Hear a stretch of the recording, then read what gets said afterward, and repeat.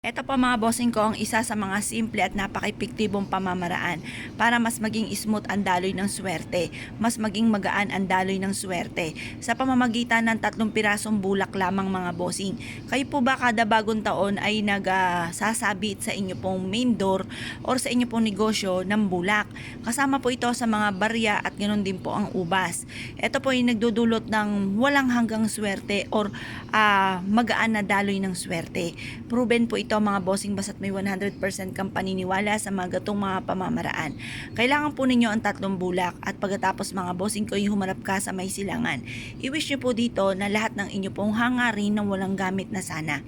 Halimbawa po matagal nyo nang pinapangarap na magkaroon ng sariling bahay na napaka-importante. Ang sabi nga po nila ay magdildil ka na ng asin basta't ikaw ay may sarili pong bahay. Ngayon pa mga bossing mag-wish po kayo, magkaroon ako ng isang malaking bahay na napakaganda. Ganun ang pag-wish ng walang gamit na sana. At lubos-lubosin nyo na ang kahilingan dahil ang kahilingan naman po ay walang bayad. Ito po ay magdudulot po sa inyo po mga bossing ko ng swerte kapag walang gamit na sana. At kapag kasi may sana alinlangan ka pa, parang maaaring mangyari, maaaring hindi. Pero kung direct to the point ang pag-wish, maaaring yan po ay magkatotoo kaagad-agad ang inyo po mga hinihiling. Ngayon pa mga bossing, mag-wish din kayo na magkaroon ng negosyo na dito na yumaman or kaya ay tumama ng jackpot sa matagal nyo ng numero na tinatayaan. Halimbawa, ang inyo po laging tinatayaan, ito sample lang mga bossing. Pero kung gusto nyo tayaan dahil may nanalo na po dito at lumabas na ito sa Easy2 mga bossing ko, pwede nyo rin tong tayaan mga bossing sa kung saan naman pong mga tayaan or dagdagan nyo pa ng ilang numero.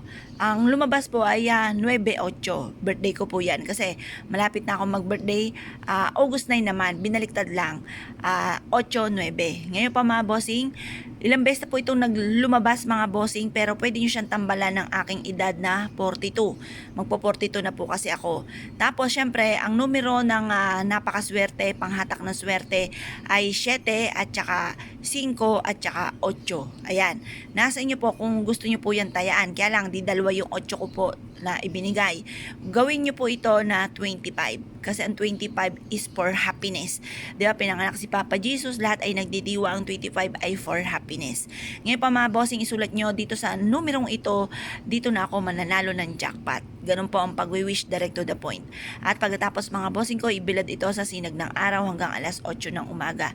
Pero kung ikaw ay gagawa at nataon mga bossing ko na umulan, pwede rin naman po yan. Basta wag na muna siyang mababasa mga bossing. Ngayon pa mga bossing, kung kayo po naniwala at naisyo po itong gawin, subukan nyo na po ito.